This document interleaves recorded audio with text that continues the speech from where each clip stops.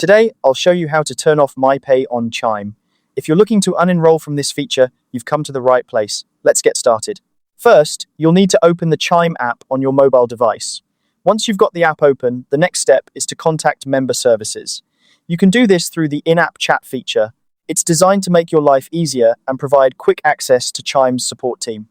Simply navigate to the chat option within the app, and you'll be ready to reach out to a representative. Now, in your chat with the member services representative, ask them to unenroll you from MyPay or to disable the feature on your account.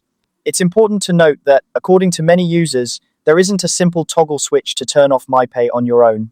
Instead, it must be removed by Chime support. So, clearly communicate your request, and they'll guide you through the process. While you're chatting with the representative, it's a good time to check if you have any outstanding MyPay balances.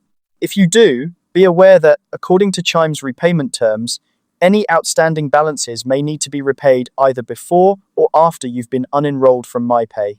The representative should be able to provide you with all the details you need to ensure everything is handled smoothly.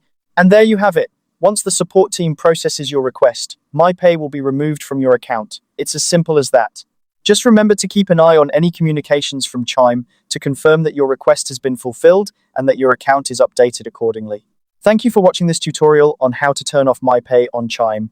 If you found this video helpful, feel free to like and subscribe for more tips and guides on managing your financial apps. Have a great day and see you in the next video.